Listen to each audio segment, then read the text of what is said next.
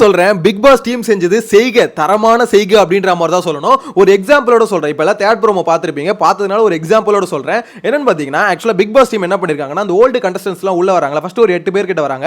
So உள்ள வரவங்க கிட்ட ஒரு கத்தியை கொடுத்துட்டாங்க. எதுக்குன்னா, இந்த கத்தியை சேஃப்டிக்கு வச்சுக்கோங்க, உள்ள இருக்கவனுங்க ஆயுதத்தோட இருக்கானுங்க, உங்களை போனா ஏதாவது பண்ணிடுவானுங்க அப்படின்ற மாதிரி உள்ள வரவங்க கிட்ட ஒரு கத்தியை கொடுத்துட்டாங்க. அதே மாதிரி உள்ள இருக்காங்களா கண்டஸ்டன்ட்ஸ், அவங்க கிட்ட என்ன பண்றாங்கன்னா, நீங்க ஒரு கத்தியை வச்சுக்கோங்க, வெளியில இருந்து வரவங்க எல்லாம் பாத்தீங்கன்னா ஆயுதத்தோட வராங்கன்ற மாதிரி இன்ஃபர்மேஷன் வந்திருக்கு. சோ நீங்களும் ஒரு கத்தியை வச்சுக்கோங்க அப்படின்ற மாதிரி இவங்க கிட்ட கத்தியை கொடுத்துட்டாங்க. இப்போ 2 பேர்கிட்டயும் பாத்தீங்கன்னா ஆயுதம் இருக்கு. இந்த ஆயுதத்தை வச்சு யார் யார் எங்கெங்க குத்திக்கிறீங்க அப்படின்ற மாதிரி பார்க்கிறதுக்கு நாங்களும் ஆவலா இருக்கோம், மக்களும் ஆவலா இருக்காங்க அப்படின்ற மாதிரி பாத்தீங்கன்னா மொத்தமா வெயிட்டிங்ல போட்டு வச்சிருக்காங்க. எனக்கு என்னமோ பிக் பாஸ் டீம் பண்ணது தரமான செய்கை அப்படின்ற மாதிரி தான் தோணுது. ஏன்னா இவங்களையும் ஒரு பக்கம் மூட்டி விட்டாங்க, நீங்க உள்ள போய் பாத்தீங்கன்னா சம்பவம் செய்யணும் அப்படின்ற மாதிரி. இந்த பக்கம் வெளியில ஒவ்வொருத்தரும் பேசுறத பார்க்கும்போது அப்படிதான் இருக்கு. உள்ள இருக்கவங்களையும் பாத்தீங்கன்னா மூட்டி விடுறாங்க. அது மட்டும் இல்லாம இவங்களுக்கு எக்ஸ்ட்ரா ஒரு இது வேற கொடுக்குறாங்க, ஆப்பர்ச்சுனிட்டி. நீங்க உள்ள போயிட்டு 2 பேர் வந்து ரீப்ளேஸ் பண்ணிக்கலாம் அப்படின்ற மாதிரி ஆப்பர்ச்சுனிட்டி தராங்க. சோ அப்படி இருக்கும்போது உள்ள போறவங்க சும்மா இருப்பாங்களா? அதாவது எந்த விதமான ஆப்பர்ச்சுனிட்டியுமே இல்லாதப்பயே போயிட்டு பொலன்னு பொழப்பாங்க. ஏன்னா உள்ள அவ்வளவு காண்டு இருக்குல்ல, வலிகள் இருக்குல்ல, அடிகள் இருக்குல்ல. சோ இது எல்லாத்தையும் போய் காமிக்கணும்னு போவாங்க.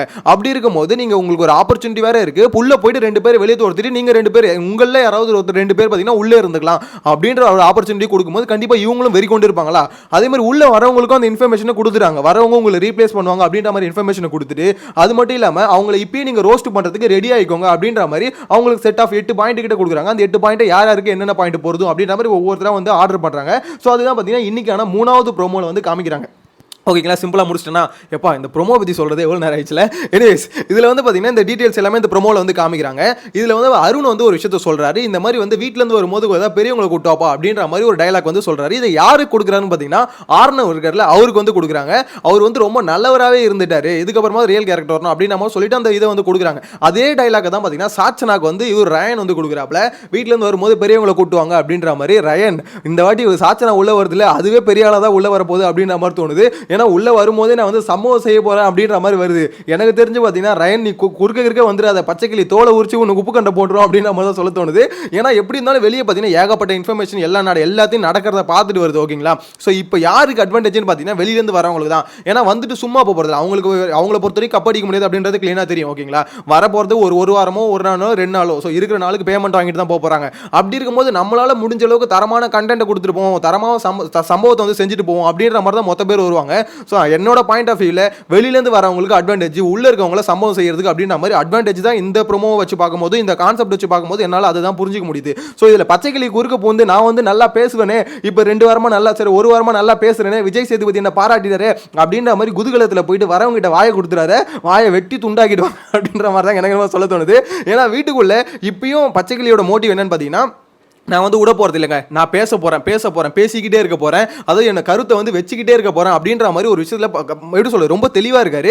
அதுலயும் முத்துக்குமரன் நான் அடிக்க போறேன் அப்படின்ற மாதிரி ஒரு விஷயத்துல ரொம்ப தெளிவா இருக்காப்ல. ஸோ அப்படிப்பட்ட பச்சைக்கிளி உள்ள வரவங்களையும் சும்மா விட்டு வைக்க போறது இல்லை. ஏன்னா பச்சைக்கிளிக்கிட்ட ஒரு அட்வான்டேஜ் இருக்கு, டிக்கெட் டு ஃபினாலே. அந்த டிக்கெட் டு ஃபினாலே இருக்கிறதுனால மேக்ஸிமம் எனக்கு தெரிஞ்சு பார்த்தீங்கன்னா அந்த 2 பேரை ரீப்ளேஸ் பண்ணுவாங்களே, அதுல வந்து பச்சைக்கிளியை விட்டுருவாங்களோ அப்படின்ற மாதிரி தான் தோணுது. ஏன்னா அது கொடுத்து யூஸ் எல்லாம் போயிடக்கூடாது சொல்லிட்டு பச்சைக்கிளி அதுல இருக்க மாட்டாருன்னு தோணுது. அப்படி இருக்கும்போது பச்சைக்கிளிக்கு இன்னொரு அட்வான்டேஜ் இருக்குல்ல. ஸோ நம்ம வந்து பார்த்தீங்கன்னா யாரை வேணா அடிக்கலாம், அவனுங்களாலே நம்மள ஒண்ணுமே பண்ண முடியாது அப்படின்னும் போது இன்னும் கொஞ்சம் வாய் வந்து பாத்தீங்கன்னா கொஞ்சம் துடுக்கா இருக்கும். சோ துடுக்கா இருக்குதுன்னு சொல்லிட்டு பாத்தீங்கன்னா வரவங்கிட்ட வாயை கொடுத்துறாது அப்படின்ற மாதிரி சொல்ல தோணுது. ஏன்னா வரதெல்லாம் சாதாரண ஆள் இல்லை, எல்லாம் உள்ள பாத்தீங்கன்னா டஃப் ஃபைட் கொடுத்துட்டு போனதுதான். சாச்சனா ஆகட்டும், ரவீந்தர் ஆகட்டும், ஆனந்தி ஆகட்டும், அது மாதிரி வர்ஷினி ஆகட்டும், வர்ஷினி இல்லை வச்சுக்கோங்களேன், இருந்தாலும் வர்ஷினி வெளியே பேசுறதை பார்க்கும்போது கொஞ்சம் எக்ஸ்பீரியன்ஸ் பயங்கரமா வந்துருச்சு அப்படின்ற மாதிரி தோணுது. ஸோ இப்போ எல்லாருக்கிட்டும் பாத்தீங்கன்னா ஒரு பிளஸ் இருக்குது, அதாவது ஒரு எப்படி சொல்ல பவர் வேற ஒரு கையில இருக்கு. ஸோ எல்லாருக்கும் பாத்தீங்கன்னா வாயும் கொஞ்சம் அதிகம் தான், அதாவது அவங்ககிட்ட பொட்டன்ஷியல் இருக்கு. அவங்க வந்து உள்ள பர்ஃபார்ம் பண்ணி எப்படி சொல்றது, அவங்க வந்து சேஃப் கேம் ஆடாம அவங்க ஒன்று பர்ஃபார்மன்ஸ் ஒன்று கொடுத்துருக்காங்க வெளியே போனவங்களாம். அந்த பர்ஃபார்மன்ஸ் கொஞ்சம் நெகட்டிவ் ஆயிட்டு இருக்கு. நெகட்டிவ் ஆனால தான் மோஸ்ட்லி வெளியே போனாங்களே தவிர அவங்களுக்கு வாய் பேச தெரியாமல இல்ல. ஒரு சிலர் தான் பாத்தீங்கன்னா வாயில பூச்சிங்க எதுவுமே பேசாம சேஃப் கேம் ஆடி வெளியே போனது. முக்காவாசி பாத்தீங்கன்னா எல்லாம் வாய் இருக்க பிள்ளைங்க தான் அப்படின்ற மாதிரி எனக்கு என்ன தோணுது. ஸோ உள்ள வரவங்க ஒரு தரமான சம்பவம், அதாவது பிக் பாஸ் டீம் வந்து பாத்தீங்கன்னா ஒரு ஹைப்பை கொடுத்து வச்சிருக்காங்க. இந்த வாரம் வந்து நீங்க ஜாலியெல்லாம் இருக்க முடியாது. பிக் பாஸ் வந்து கொஞ்ச நேரத்துக்கு முன்னாடி எல்லாருடையும் உங்களுக்கு இந்த இப்போ எப்படி சொல்றது நாமினேஷன் ப்ராசஸ் வந்து வச்சாங்க.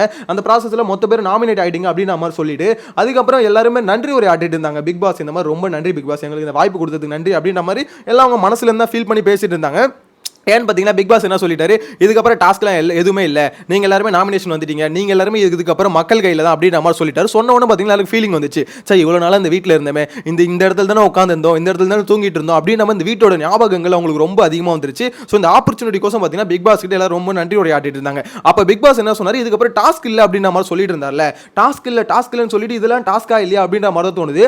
அதே மாதிரி உள்ள வரவங்களுக்கு அந்த பவர் ஒன்று கொடுக்குறாங்க, 2 பேரை வந்து வெளியே துரத்திட்டு 2 பேர் உள்ள இருந்துக்கலான்னு. ஸோ அது எதன் அடிப்படையில் தேர்ந்தெடுப்பாங்க அப்படின்னு பார்த்தீங்கன்னா மேக்ஸிமம் டாஸ்க் வச்சு தான். டாஸ்க் இல்லாம வேற என்ன பேச்சு போட்டி வச்சா தேர்ந்தெடுப்பாங்க. என்ன பொறுத்த வரைக்கும் டாஸ்க் மைண்ட் கேம் இருக்கும், பிசிக்கல் கேம் இருக்கும். ஸோ ரெண்டுமே இருக்குன்னு வச்சுக்கோங்களேன். என்ன ரொம்ப வந்து எப்படி சொல்ற ரொம்ப அடிச்சுக்கிற மாதிரிலாம் வைக்க மாட்டாங்க, பட் பிசிக்கல் கேம்ஸும் இருக்கும். இதை வச்சு தான் என்ன பொறுத்த வரைக்கும் அந்த 2 பேரை வந்து ரீப்ளேஸ் பண்றாங்கன்னா ஸோ கேம்ஸ் கண்டிப்பாக வைப்பாங்க, ரொம்ப டஃபாக வைக்க மாட்டாங்க அப்படின்ற மாதிரி தான் தோணுது. யார் அந்த 2 பேர் வெளியே போகிறது அப்படின்ற மாதிரி இப்போ வரைக்கும் எந்த ஒரு அப்டேட்டும் வரல. என்ன இருந்தாலும் என்ன பொறுத்த வரைக்கும் இன்ட்ரெஸ்டிங்காக இருக்க போகுது அப்படின்றது மாதிரி கிளியராக தெரிஞ்சு போச்சு, அது பிரச்சனை இல்லை. இருந்தாலும் இந்த இதில் இந்த தேர்ட் ப்ரோமோல வந்து பார்த்தீங்கன்னா ஒவ்வொருத்தரும் அந்த அடமொழி வந்து கொடுக்குறாங்களே, இந்த மாதிரி வந்து நீங்கள் வந்து வீட்டில் இருந்து வரும்போது பெரிய ஆளை கூட்டுவாங்க அப்படின்ற மாதிரி ஆர்னவ் வந்து பார்த்தீங்கன்னா அருண் வந்து சொன்னார். ஸோ என்ன பொறுத்த வரைக்கும் ஆர்னவ், அன்ஷிதா, விஷால் இவங்களோட ஃபேஸ் ஆஃப் வந்து பார்க்கறதுக்கு நான் அவளோட காத்துக்கிட்டு இருக்கேன். எதனால பார்த்தீங்கன்னா இது வந்து ட்விட்டரில் ஆல்ரெடி போட்டுருந்தாங்க, எப்போ இந்த ஓல்டு கண்டஸ்டன்ட் உள்ள வர போகிறாங்களோ அப்போ இந்த நியூஸ் வந்ததுக்கு அப்புறமே என்ன சொல்லிட்டு இருந்தாங்கன்னா, நான் இவங்க 3 பேரோட ஃபேஸ் ஆஃப் தான் பார்க்கறதுக்கு வந்து ஆவலாக காத்துக்கிட்டு இருக்கேன். ஏன்னா உள்ள வந்து அன்ஷிதா வந்து வெளியே வந்து என்ன சொல்லிட்டாங்க, இல்லை நான் வந்து ஃப்ரெண்டாக தான் பார்த்தேன், எனக்கு அந்த மாதிரி இன்டென்ஷன் 0% அப்படின்ற மாதிரி சொன்னாங்க. என்னால் சத்தியமாக நம்ப முடியல. ஓப்பனாக எத்தனை பேர் நம்புறீங்கன்னு தெரியல, என்னால் சத்தியமாக நம்ப முடியல. ஏன்னு பார்த்தீங்கன்னா அருண் கிட்ட அவங்க வந்து விஷால்கிட்ட ஐ லவ் யூன்லாம் சொல்லலை, அது வந்து நானும் அக்செப்ட் பண்ணிக்கிறேன். காதில் வந்து பார்த்தீங்கன்னா அது சொல்லன்றாங்க, அது வந்து என்னால் ஒத்துக்க முடியுது, ஓகேன்றேன். ஆனால் அருண்கிட்ட போயிட்டு அருணோட காதில் வந்து அன்ஷிதா ஒரு விஷயம் பேசுனாங்களே, விஷாலை பற்றி தான் பேசுனாங்க அப்படின்றது எல்லாராலையும் புரிஞ்சிக்க முடியுது. ஸோ அந்த இடத்த வந்து நான் ஒத்துக்க மாட்டேன். அவங்க அதாவது விஷாலுக்கு இந்த மாதிரி ஒரு எண்ணம் இருக்கா அப்படின்ற மாதிரி அருண்கிட்ட கேட்டாங்க. அருண் அதுக்கு என்ன சொன்னார், இந்த மாதிரி வந்து நீங்கள் 2 பேரும் இதுவானா நான் தான் ஃபர்ஸ்ட் பர்சன், ரொம்ப ஹாப்பியாக இருப்பேன், தீபாவளி பொங்கல் மாதிரி கொண்டாடுவேன் அப்படின்னு நம்மளால சொல்லியிருப்பாரு. ஸோ இது எல்லாமே பார்த்தீங்கன்னா விஷாலை பற்றி பேசுறதுனால தான் போய் அருண்கிட்ட கேட்டாங்க. அது எல்லாருக்குமே தெரிஞ்ச விஷயம் தான். வெளியே வந்து என்ன சொல்றாங்க, எனக்கு அந்த மாதிரி இன்டென்ஷனே இல்லை, அவங்களுக்கு இன்டென்ஷன் மேபி இல்லாமல் இருக்கலாம், ஆனால் அவங்களுக்கு ஒரு டவுட் வந்திருக்கு, இந்த மாதிரி விஷாலுக்கு அப்படிப்பட்ட எண்ணம் இருக்கா அப்படின்ற மாதிரி டவுட் வந்திருக்கு. ஸோ அதனால தான் போய் அருண்கிட்ட கேட்டாங்கன்னு வச்சுக்கோங்களேன். அவங்களுக்கு இல்லைன்னு சொல்றது நான் அக்செப்ட் பண்ணிக்கிறேன், அவங்களுக்கு இல்லைன்றாங்க, பட் விஷாலுக்கு இருக்குன்ற மாதிரி டவுட் வந்திருக்கு. ஸோ இந்த 3 பேர் ஃபேஸ் ஆஃப் பார்க்கறது நான் அவரோட காத்துட்டு இருக்கேன். ஆர்னவ் வந்து ரெண்டாவது வாரத்தில் வெளியே போகும்போதே பார்த்தீங்கன்னா எப்படி போனால் பயங்கரமான அடி வாங்கிட்டு போனார் விஜய் சேதுபதி கையில். ஸோ திருப்பி அதாவது உள்ள வந்து ஒன்றுமே பேசாமல் வெளியே வந்து மட்டும் பேசுறியா அப்படின்ற மாதிரி அடி வாங்கிட்டு போனார். எனக்கு தெரிஞ்சு இப்போ அருண் வந்து பார்த்தீங்கன்னா இந்த மாதிரிலாம் பேசிட்டு இருக்காருல, வீட்டிலேருந்து இந்த வாட்டி வரும்போது கொஞ்சம் பெரியவங்களை கூட்டுவா அப்படின்ற மாதிரிலாம் பேசிட்டு இருக்காருல. ஸோ இதெல்லாம் இன்கேஸ் பார்த்துட்டு வந்தாருன்னா ஆர்னவ் அவரால் முடிஞ்ச பங்களிப்பு ஏதாவது கொடுத்துட்டு போவார் அப்படின்ற மாதிரி தோணுது. ஏன்னா இப்போ எல்லாருக்கும் பார்த்தீங்கன்னா ஒரு பவர் வேறு இருக்குது அப்படின்னும் போது தான் வாங்கின அடிக்கு வந்து எப்படி சொல்ல திருப்பி ஒரு அடி அடிக்கிறதுக்கு ஒரு ஆப்பர்ச்சுனிட்டி கொடுக்குறாங்க, கையை வச்சு நீ அடிச்சுக்கோப்பா, அவன் கையை கட்டிக்கிறப்பா அப்படின்ற மாதிரி அப்படிப்பட்ட சூழ்நிலை இப்போ உள்ள இருக்கவங்க இருக்காங்க. ஸோ அப்படின்ற மாதிரி அடிக்காமல் இருப்பாங்களா? எனக்கு தெரிஞ்சு பார்த்தீங்கன்னா உள்ள வர ஃபேட்மேன் ஆகட்டும், வர்ஷினி ஆகட்டும், சாச்சன் ஆகட்டும், ஆர்னவ் ஆகட்டும், ஸோ இவங்க எல்லாருக்கும் ஒரு பெரிய பவர் வந்து கையில் இருக்குது. ஸோ இந்த பவர் வந்து எப்படி யூஸ் பண்ணிக்க போகிறாங்க அப்படின்றது இப்போ வரைக்கும் தெரியல. ஆனால் என்ன பொறுத்த வரைக்கும் நெக்ஸ்ட் வீக் வந்து பயங்கர எங்கேஜிங்காக இருக்கும். நீங்கள் என்ன நினைக்கிறீங்க? அந்த 2 பேர் ரீப்ளேஸ் பண்ண போகிறோன்னு சொல்லியிருக்காங்களே, அது யாராக இருக்கும்னு நினைக்கிறீங்க? அதாவது வெளியிலேருந்து வராங்களே அந்த 8 பேரில் வந்து யார் அந்த 2 பேர் வந்து ரீப்ளேஸ் ஆவாங்கன்னு நினைக்கிறீங்க? உங்களோட கருத்தை வந்து மறக்காம கமெண்ட்டில் மென்ஷன் பண்ணுங்கள். அதே மாதிரி உள்ள இருக்க 2 பேர் எந்த 2 பேர் வெளியே தூக்குனா கொஞ்சம் பெட்டராக இருக்கும்னு நினைக்கிறீங்கன்றதை மறக்காம கமெண்ட்டில் மென்ஷன் பண்ணுங்கள். பணப்போட்டின்னு இருந்ததில்ல, அதை பற்றி தான் ஓவராலாக பேசிக்கிட்டே இருந்தாங்க. எனக்கு தெரிஞ்சு இந்த சம்பவம் சொன்னதுக்கு அப்புறம் பார்த்தீங்கன்னா பணப்போட்டின்ற கான்செப்டே எனக்கு தெரிஞ்சு இந்த வருஷம் இருக்குமா இல்லையான்ற ஒரு டவுட்டாக இருக்கு. ஏன்னு பார்த்தீங்கன்னா இப்போ இந்த கான்செப்ட் எடுத்துட்டு வந்து வைக்கும் போது இதுவே ஷோ எங்கேஜிங்காக கொண்டு போகிறதுக்கு எல்லா எப்படி சொல்றது பாசிபிலிட்டி இருக்கு. ஏன்னா இவங்க 2 பேர் சூஸ் பண்ணுறதுக்கு டாஸ்க் வைக்கணும். ஸோ அப்படின்னும் போது இந்த 1 வீக் வந்து எங்கேஜிங்காக இருக்குன்றதுல மாட்டுக்கிறதே இல்லை. ஸோ இதுக்கு நடுவில் பணப்பெட்டி வைப்பாங்களா இல்லை இந்த வருஷம் பணப்பெட்டியே இல்லாமல் போயிடுமா என்னன்னு தெரியல.